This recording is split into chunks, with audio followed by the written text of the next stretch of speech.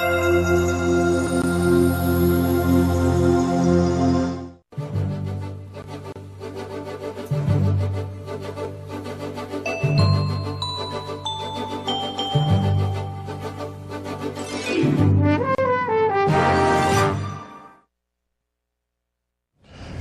everyone, I'm Wendell Jones and welcome to this edition of the program Jones and Company. On this program we examine the national issues of the Bahamas. A new government has been installed in the Bahamas from the elections of 2017. On May 10th, the Bahamian people voted in 35 members of the Free National Movement for the House of Assembly and 4 members of the Progressive Liberal Party.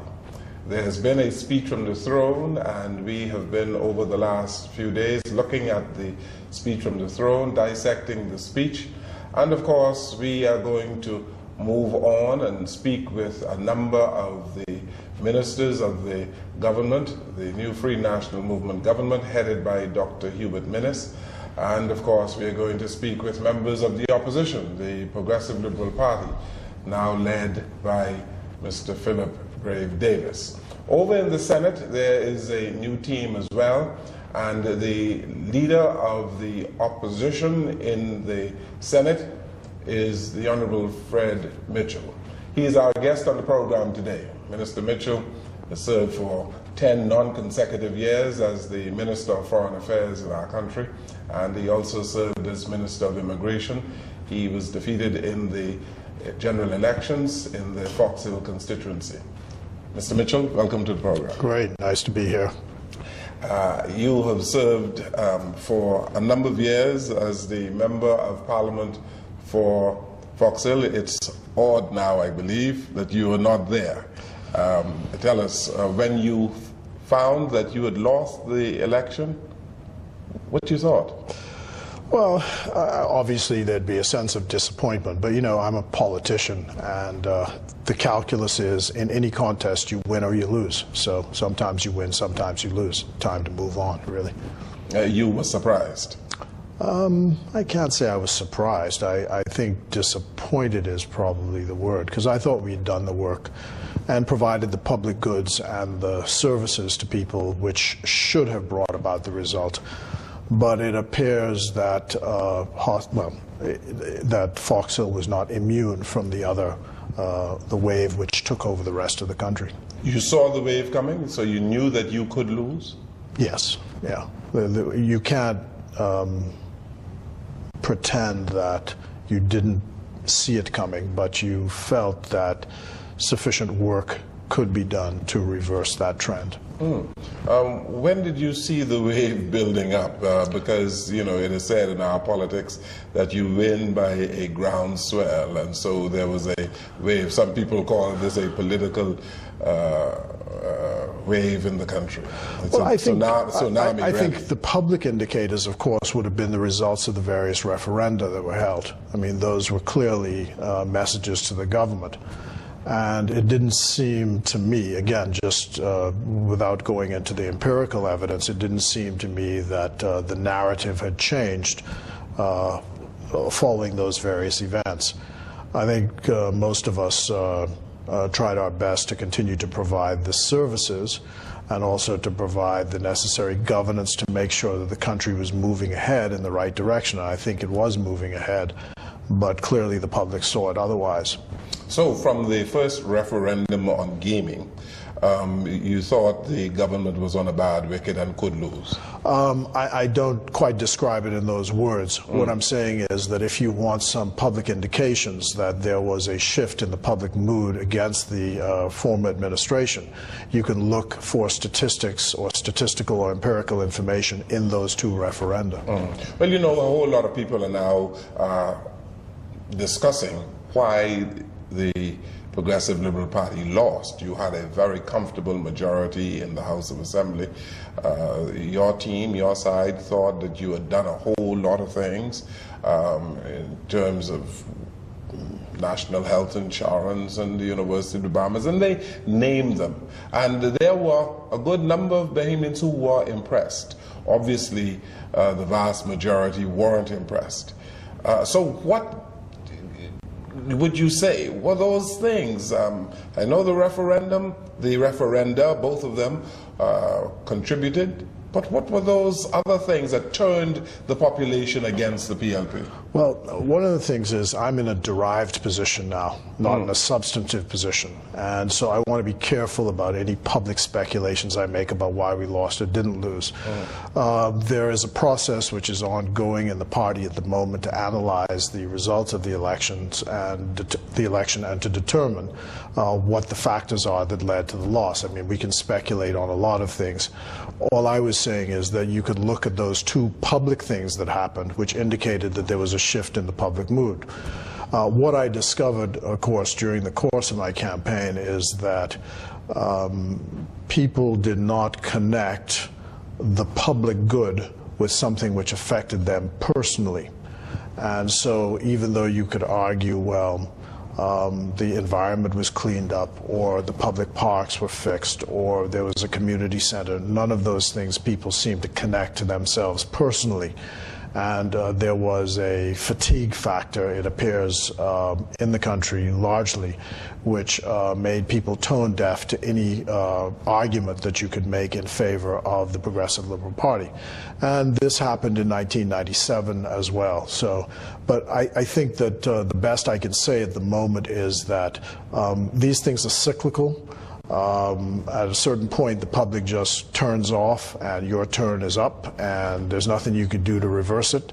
So you go back to the drawing board and you start again, and that's where we are now. And Fred Mitchell, there were a number of people who would suggest that the PLP was not connecting with the youth of our country. You in Fox Hill, you were thought to be a good MP who looked out for your constituency. You were in touch with your constituency.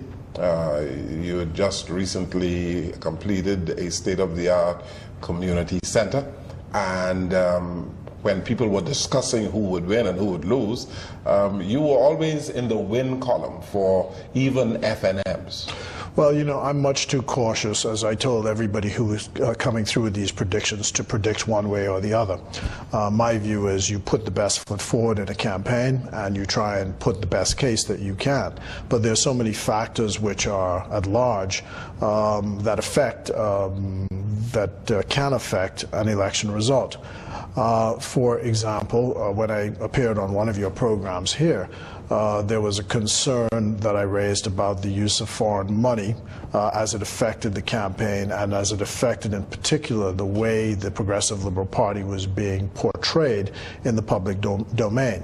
All of the mainstream media was opposed or were opposed to the Progressive Liberal Party in a way that was not often rational.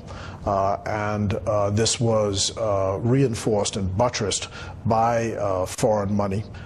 We tried to raise the alarm, but again, there's a point, it seems to me, and I'm just doing this as a kind of political analyst, so to speak, it seems to me there's a point at which the public doesn't care. And that is what I think was demonstrated in this election result. But you were like almost a lone voice in your party discussing the personalities and who were foreign, or the foreign money in the campaign. We never heard the leader of your party talk about, call the name, for instance, Save the Bays, or call the name Louis Bacon, or people such. Was that a mistake? I can't say whether it was a mistake or it wasn't. What I can say is I felt it was an important aspect of the campaign, and I still believe it's an important aspect of the campaign. In the run-up to when you had asked me to come here, you know, because I hesitated, because as I said, I'm in this derived position now and not in a substantive position, and I don't want to get out in front of those who are actually elected to office, who can basically state what the party's position is. But in the run-up to, so I've refrained from any public discussion with the public at large over this matter. I've addressed PLPs, and I've said to them, look, you lose, you win. And the calculus in any election is sometimes you win and you lose. The way the analogy I've used is, you know, Boxing Day you lose, New Year's Day you come out again. And I think that's how you have to do it. You have to get up and pick up yourself and go forward. But from my own point of view, every time I spoke on the public platform, I made sure that the public was aware that these facts existed.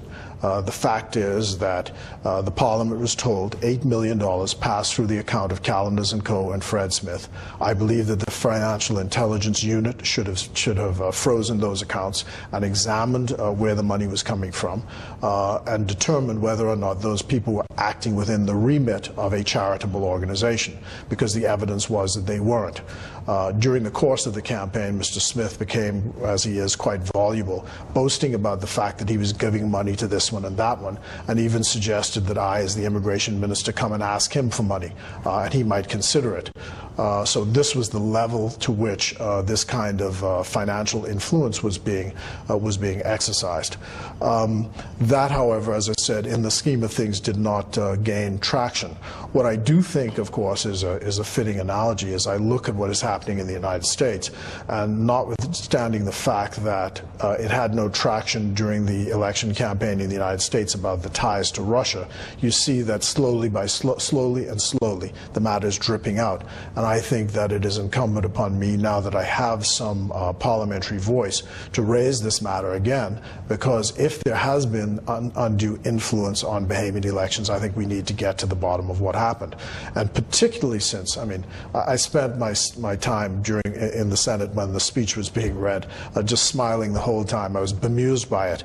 Here is a party that says it's going to pass campaign reform laws, and I just chuckled to myself. I said, well, you'll see the second coming before that happens, you know. So, but I think that that's a matter which has to be raised to the public, so that the public has a clear idea of where this money came from and how it influenced the elections. Yeah. But you would suggest that there were a variety of reasons why the Progressive Liberal Party lost. Last week on this program, we spoke with the chairman of the Free National Movement, who said that they knew early that they would win about 28 seats, and that is why he encouraged his leader not to debate. When did the PLP realize that they couldn't pull it off? Well, I can't say, because I can't speak for the leadership of the PLP. What I know is that there were indications from empirical data that the public mood had shifted. And I said, again, I can only disclose what the public evidence is. And that public evidence, of course, is the two referenda. Would you say, though, that the PLP ran a bad campaign? That your campaign was not efficient, that your public relations was really not what it should have been? Well, let me put it the other way, because again, I'm not going to speculate myself on what was good or what was bad. If we'd won the campaign, we'd have been geniuses. We lost the campaign, and I think it's really time for us to just move on. But there are a whole lot of supporters of the PLP who are hurting, who are waiting for an explanation. And they've spent the last 2 weeks or so wondering what went wrong. I agree with you, and I think some of the candidates are as well. But I think that there's going to be an internal dialogue. There's no question. I think people are going to be gathered together. One of the reforms, I hope, is something which is used in Trinidad, which is that the person who is the candidate for a constituency where the PLP lost is appointed a caretaker for the time being of that constituency to make sure that people are kept together and that there's a conversation which takes place. And I think that keeping the branch going and that also leading on to a national convention is the appropriate way to discuss these matters about how the election was done. I think there needs to be thank you service to the Bahamian public, notwithstanding the loss. I think there's about 60,000 people who voted for the PLP. I think we have to say thank you to them. And I think there's a planning mechanism which has to go forward. I think the leader pro tem has to move around the country with a group of people and have a kind of listening tour to people and find out what the issues are and what the problems are, and to have a dialogue with them. I don't think this necessarily has to take place in the light of day, and that's why I'm being appropriately cautious as I speak in this forum. Okay, let's take an early break here. Fred Mitchell, Senator Fred Mitchell, our guest on the program today. We'll come right back. We're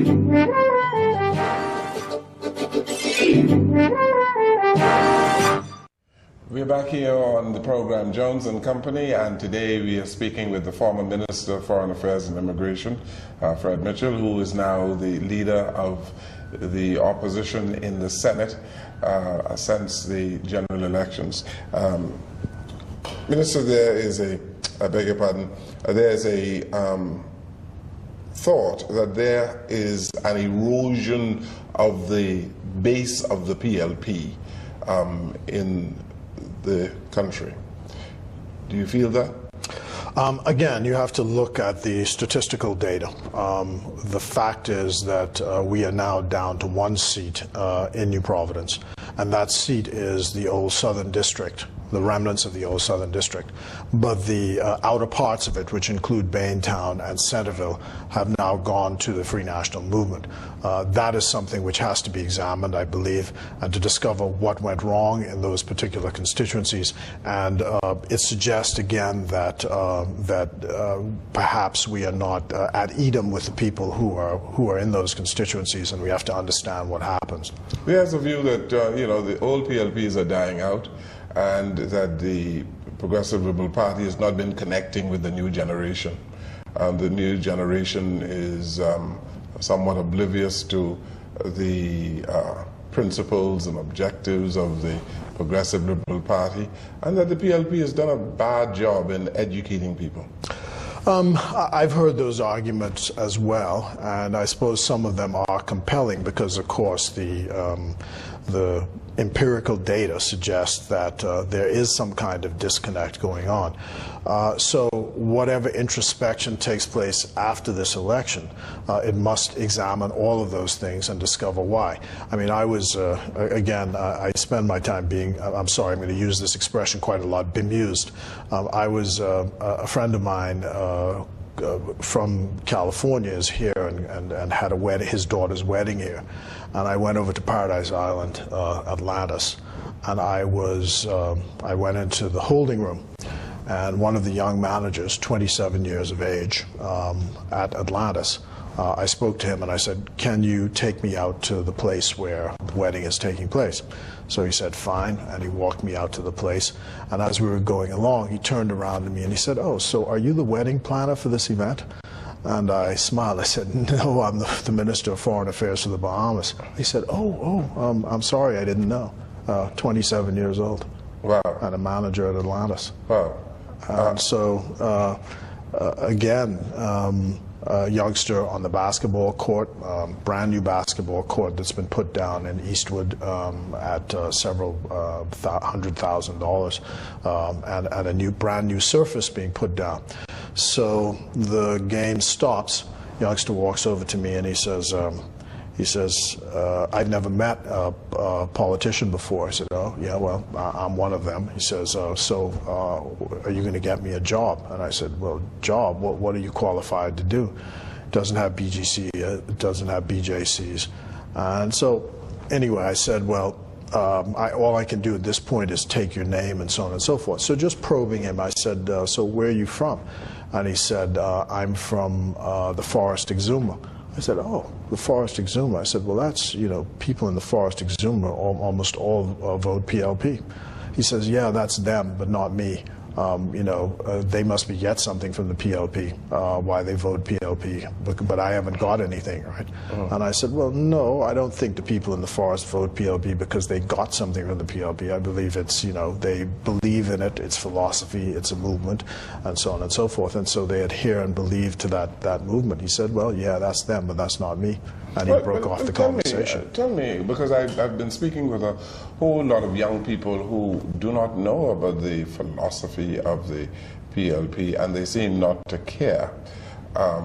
Education is extremely important, Mr. Mitchell, and democracy works when people are educated on the country and what is happening in the country. Here again, the philosophy of the Progressive Liberal Party is really not something that young people are thinking about. Well, what surprises me is the dismissal of what I call the African ethos. people seem to think that that's an inconvenient truth these days. Even though things are dressed up in different ways, the fact is that the African ethos is still important in the country. And that's one of the discussions we have to have as a party, is how do you get that message across, and how does that resonate? And it's important in the same way that it's important to know who your family, who are the members of your family, where did you come from. I was just talking to my cousin who works here with your establishment, and our grandfathers were. Our grandfather came from Barbados at the turn of the century on my mother's side, and on his father's side at the turn of the 20th century. His father was a tailor for the Royal Bahamas Police Force. So you want to know your family, and you want to know background, and it fills in who you are. So at the same time, what my argument is that no one is saying that your ethnic heritage or the history of the country and the discrimination which exists has to dominate your present-day thinking. But it is important to backfill the history of who you are, because it comes in many guises, and you have to always be aware of it. And I go back to the Jews. They say that the Jews, when they sit around the table, the youngest child always is made to recite the history of their people. And I think that's important here. And I find that in the country, this is dismissed as unimportant, has nothing to do with us, and so on and so forth. As a matter of fact, I went to a school connected with the school in Foxhill, and high school kids, and I started off by asking them questions about, to test their self-awareness. Things like, well, what ethnic group do we belong to? And it took me 3 or 4 different tries to get a proper answer to that question. Maybe I used the wrong word, I don't know. I asked, what is the largest migrant group to the Bahamas? First answer was Americans. Second answer was Chinese. After that, blank. So I had to fill in the fact that the Haitians are the largest migrant group in the Bahamas.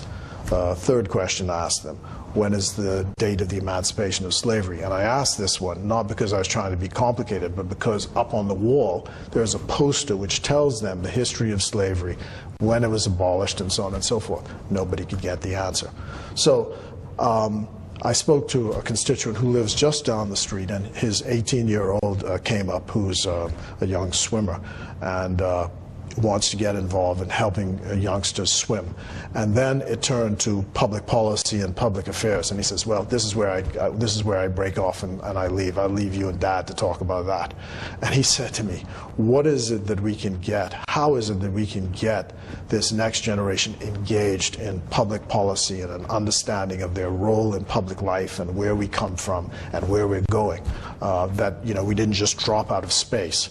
How do we get that discussion going, and how do we solve it? But aren't the irrelevancies to the people, young people in the country, what you're talking about? For instance, the narrative on the establishment of the Progressive Liberal Party, or the contributions of people like the late Sir Lyndon Pindling, the first Prime Minister, and the struggle for majority rule.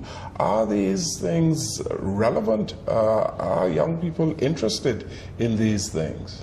Well, I can't say whether they are or they aren't as a generality. What I do know is that since the general election, a number of young people have come up to me and asked for the book which I've written, which gives the history of the Progressive Liberal Party, and they want to get involved in moving the party forward and understanding where it came from. So there is a hunger for the backfilling, so to speak. I've spent some time trying to put this in a kind of bite size so that it doesn't overwhelm people. But I think it is relevant. As I said, you've got to know where you came from. Shakespeare says, or I believe it's Shakespeare who says, the past is prologue, and you are nothing without your past. Senator Mitchell, the leadership of the Progressive Liberal Party, the Right Honourable Perry Christie has taken responsibility for the defeat of the party. To what extent should he take responsibility? Meaning this, do you believe that if you had a new leader, a younger person, that your fortunes would have been different? I don't want to, again, go to woulda, shoulda, coulda. That's an internal exercise which the party has to go through. What I know is the fact is he took responsibility for the loss, and I leave it there. But moving forward, you believe that the party should look at younger people to lead the organization and to rebuild the organization? Or does it need to be rebuilt? Well, you know, the Greenberg study, which again is in the public domain, because I'm going to try and deal with stuff which is in the public domain, which was done after the 2007 election, and we lost. And that Greenberg study said the following, if I recall correctly, that the FNM in 2007 won every demographic except those over 65 and those who had a high school education or less.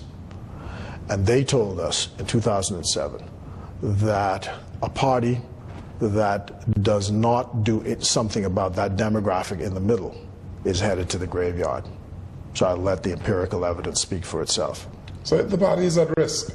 And while you are an institution in the Bahamas, a political institution, you are at risk of losing the vast majority of people who live in the Bahamas and those people who subscribe to the philosophy of the PLP. Well, I don't think it's all as dire as that. You know, I understand that, you know, this election has just taken place and everybody believes they're the Messiah, and I see the hubris, you know, everybody jumps into the ministry and they're going to invent the wheel. I mean, please, you know, let's you know, get a grip here. You know, we lost an election. We've lost elections before. Our fortunes have been down before. Nothing could have been more devastating to the PLP than the 1962 loss, I'm sure, where they even got the majority of the votes and didn't get the seats. And, you know, the UBP then predicted that was the end of the PLP. So, you know, I'll just say in response to that, to Mark Twain's comment, you know, reports of our death greatly exaggerated, please. I mean, you know, let's not get too far ahead of ourselves. What is necessary, of course, after a loss is there needs to be analysis of what happened. I don't think that conversation needs to take place publicly. And I think we need to have a frank internal dialogue about what happened and where we go forward. And all of the things which you've suggested here today, I think all of those have to be put on the table. Leadership issues, contact with young people, but almost organically an organization will take on young people because older people die, and it's as simple as that. Young people will take over. One of the interesting observations I've made about, I watched all these new faces in the House of Assembly, is that in our democracy it shows what I've been arguing all along, is that, you know, to be in the House of Assembly or to be in the Senate, let's start with the House of Assembly, all you need to be is 21, Bahamian, of sound mind, and not a bankrupt. That's it. The point is that there are a whole lot of new faces in the House of Assembly. A whole lot of people don't know these people. But what I'm saying, a whole lot of them were nominated very late, yes. Didn't have the opportunity to meet people, and the public doesn't care. Everyone who ran as an F&M won. Exactly, the public doesn't care. So that, you know, the takeaway from that is there's no magic to this, right? You either you win or you lose, and sometimes it's your luck because politics is fortuitous. What I don't want people to do is to clothe this in some messianic light. It isn't. You know, it's an election, and it's about governing for the next 5 years. I wish him luck, you know, but from the opposition point of view, we'll do our best to make sure that the policies are constructive. We see that they started pretty good because they haven't, you know, tried to invent the wheel. But, you know, we'll see what happens. And what I'm saying, and you know, in the internal dialogue, for example, we had our branch meeting in Fox Hill. I said, look, you know, just get up. Let's get going. There's no time to be wringing hands over this. It's time to just get going. Let's do things. The labor march is coming up. PLP has always stood with labor. Let's go and stand with labor again, you know? Two things I want to put to you before I go to another break, and it's this. These are the two things. One, the issue of corruption, Minister Mitchell, I keep saying minister, And in the United States of America, once you are secretary, you're secretary. And so once you're a minister, they refer to you as minister. But for the purpose of this program, Senator, corruption. The Free National Movement used the issue of corruption throughout the campaign. That narrative of the F&M, many say, was not properly countered by the PLP, countering the allegations of corruption. What do you say? Well, I think that one of the things that plagued the campaign was, again, trying to put the counter-narrative. But two things for a counter-narrative to be successful. One is you have to have a ready and listening ear. It seemed to me that the public had basically tuned out.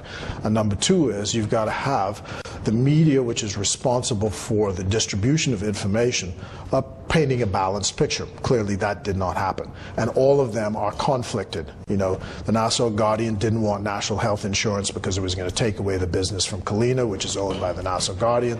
You had the editor of the Guardian as the brother of somebody who's running, the cousin of someone else who's running, and none of those things resonated with the public. In the United States, it just wouldn't happen. It just wouldn't happen. The Tribune, you know, nursing old grudges from a long time ago, so there was no balanced picture which was being put every day.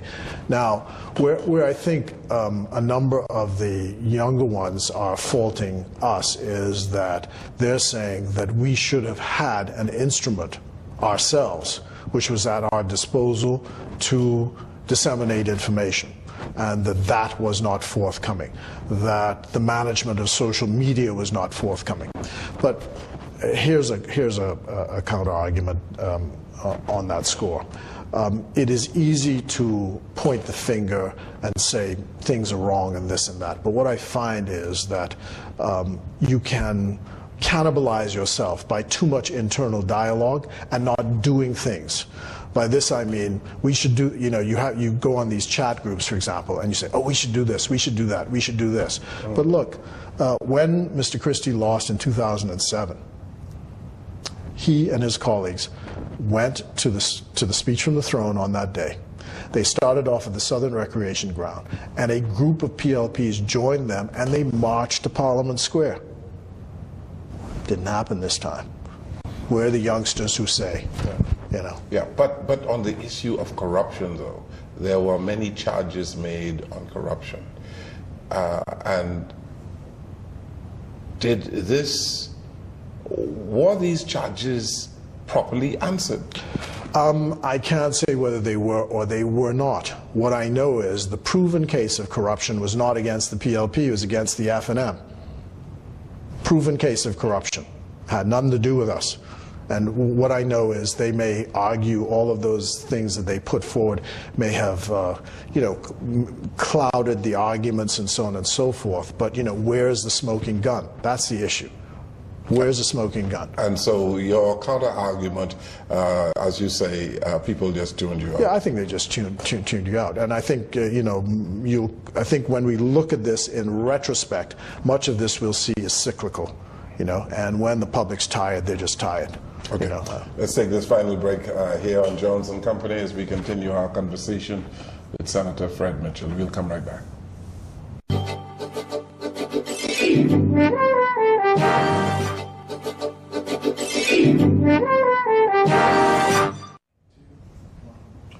Here we are in the final segment of Jones and Company today as we continue our conversation with the opposition leader in the Senate.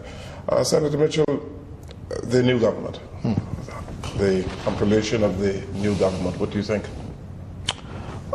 Neither here nor there. You know, I think that I'm just going to watch to see. I mean, they're the ones who started this business about corruption. I'm going to see how far corruption goes now, because we know the actors, we know all the players, and we know the actors, and we know what their conduct was before. Okay. So we'll watch and see. You've been replaced as Minister of Foreign Affairs by a political neophyte, really. He's new to politics. He's a new lawyer, basically. Well, I was new one day too. Yes, see, but you've been in the political firmament for a long, long time. Yeah. And I just wonder whether or not you are impressed with the new cabinet? Well, I know him. I know all the people. I think except for the very young ones. Sorry, the fellow from Abaco, I don't know, but all the rest of them I know. I don't have any judgment about them. I'm a minimalist, and remember what I told you. You have to be 21. You have to be of sound mind, not a bankrupt, and elected to the House. And once you're elected to the House, you can get those jobs. What I look at is, and to go back to an earlier question about attracting young people to the PLP, I think all people have to be attracted to the young people. I think that young people have to be attracted to the PLP, and they are in the PLP. The senators who serve with me, 2 of them are just over the threshold of 30, which is the minimum age. But my point is that that you have to be relevant to the times. That's the issue, is relevant to the times. And their policies have to be sound. So if the new Minister of Foreign Affairs, and I listened to what they said in the speech from the throne, they are going to maintain the ties in OAS, the UN, and CARICOM, and the multinational agencies that we're involved in. That's fine. So that is a relief, so to speak. I hope that they do not do what the last opposition did, which is to always side against the country with matters involving the Bahamas, or they seem to do so. And I would be very concerned. I hope that they throw off Fred Smith. I think he is a danger to our country, and that we should not be connected in any way, shape, or form. And he is now boasting around saying that he's actually paid for their contributions to their election campaign. I think that they must disassociate themselves with anything connected with that and save the bays, because I want the national integrity of the Bahamas to be protected. And those are things that I watch. I'm not going to speculate on whether he's a nice fellow or whether he's smart or any of those things. What are your policies? Do they affect the Bahamians? Do they protect the poor? Do they stand up for the nation's sovereignty? Those are things that I'll be looking at.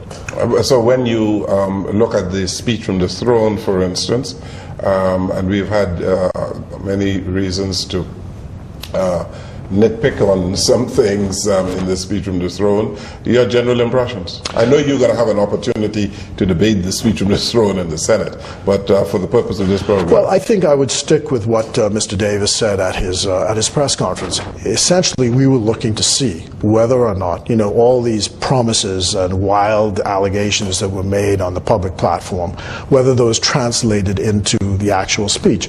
Well, reality check now. This is governance, and you have hard choices to make. The next thing will be to watch the budget statement and see what actually happens in the budget statement, and all these silly allegations about who was teeth in and who was doing. All of that is just complete rubbish and nonsense, and they'll find out. What I'm concerned about is, this announcement that they're going to have a forensic audit. For Lord's sake, I mean, what are you wasting time and money on forensic audit for? You will find nothing. There's nothing to find there.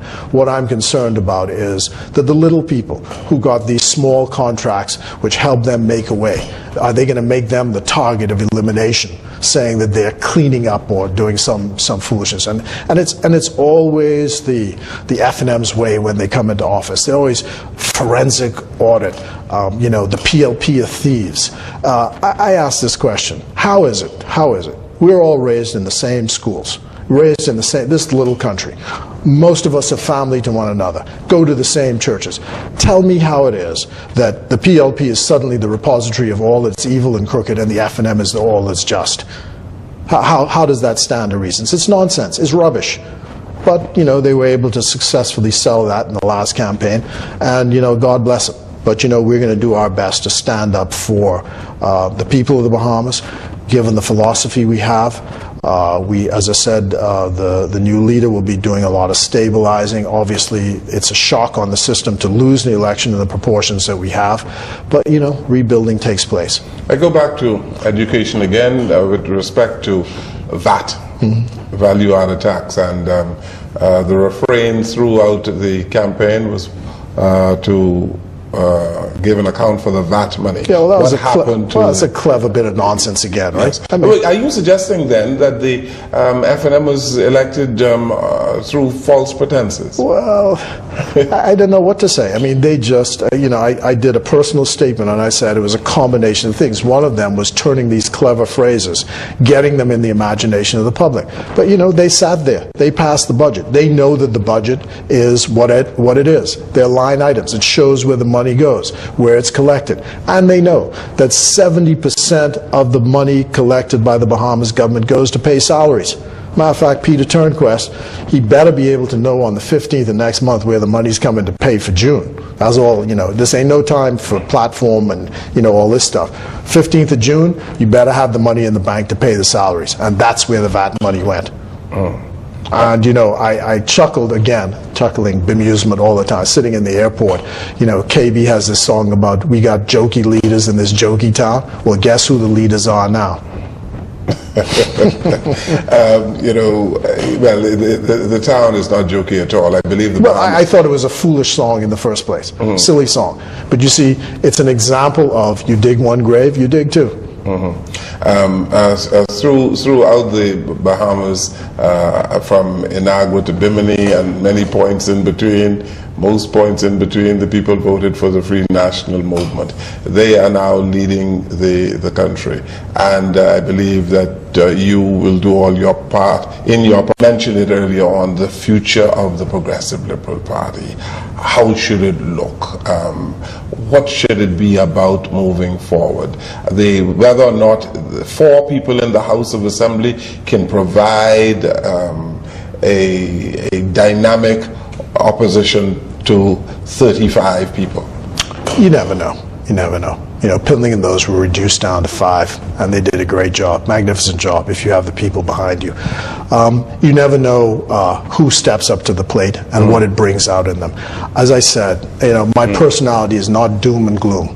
I don't wring my hands over things. I'm not sitting down and saying, oh, poor me. I don't need pity from anybody, and I don't need sorrow.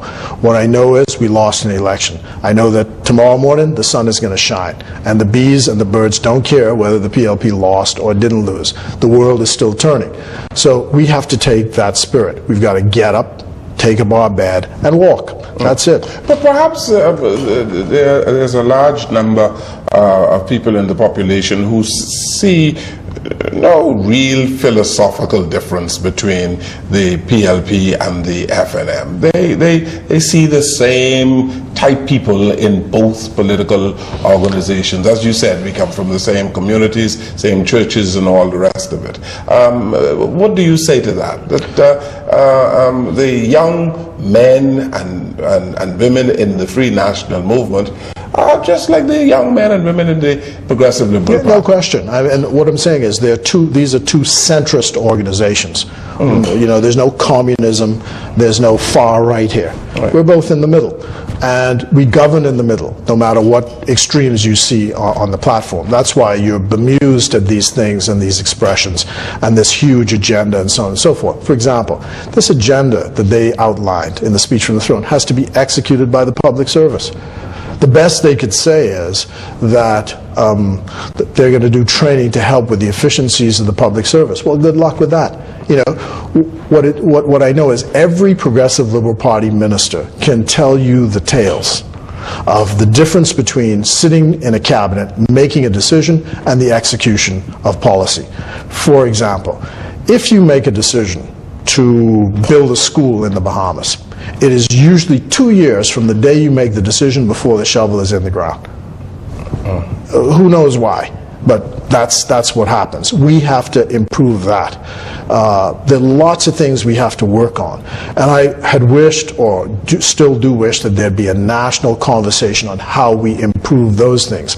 I came back to office in 2012 after the great revolutionary hero who was supposed to smash up all the rules from 2007 to 2012 before he was booted out of office. And I came back reading these, the same way, cabinet decisions being made the same way, these long papers, and everything is paper intensive and so on and so forth, and you've got to wait on conclusions and this and that and so on and so forth. It's just something that we have to tackle if this country is going to become more efficient. You know, Mr. Mitchell, we looked in the speech from the throne. We didn't see one line on immigration, for instance.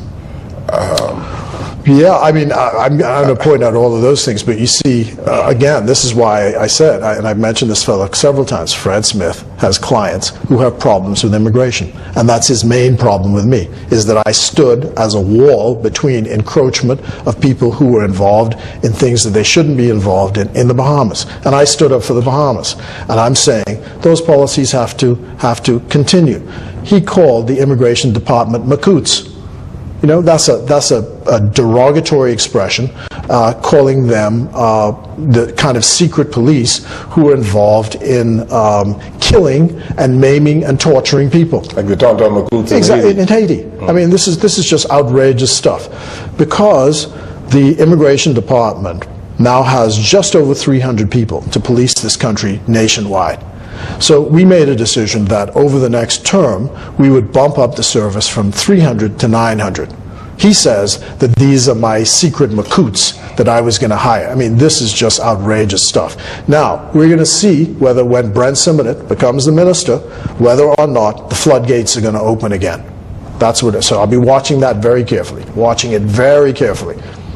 The other thing that is in the speech from the throne has to do with a referendum. The government proposes a referendum dealing with term limits and recall. How do you feel about that? You know, good luck to them. You know, I mean, I think there are better things to spend your time doing. And if you're going to be you know, sort of revolutionary with this thing, you know, the country needs to be a republic, and that's my personal position. And if you're going to do that, you need to change. But, you know, here's a man who says he's going to amend the Constitution, but didn't support equal rights for women. I mean, you know, this is just, there's so many ironies, and, you know, you can just pick holes in all of this. So the fundamental thing, though, I think they have to tackle is this economy. And what I spent and what we did during our time in office was trying to get cash into this economy. I sat as a member of parliament every Monday morning from 7 to 9. I'd see 30 to 50 people. Every single person, I need a job, I need a job, I need a job. So I'd become a job agency. Grand Bahama, I was just there because I'm doing my own kind of wrap-up tour. Cash on the ground is needed in Grand Bahama desperately. After the hurricane last year shut down the tourism plant, cash is dried up on the ground. The Grand Bahama Port Authority is not performing its role as the promotional arm and bringing in investment into Freeport. So Grand Bahama is in serious trouble. People are leaving Grand Bahama and going to other areas. Quick attention needs to be paid to that, or there'll be problems before the end of the summer. So those are the things we'll be looking at, not these personalities. And I, you know, as the Jamaicans would say, I beg you, you know, do not go in there with this hubris, you're a genius, you're a messiah, please. You know, you're going to soon find that civil servants are experts on saying, yes, minister, 3 bags full, minister.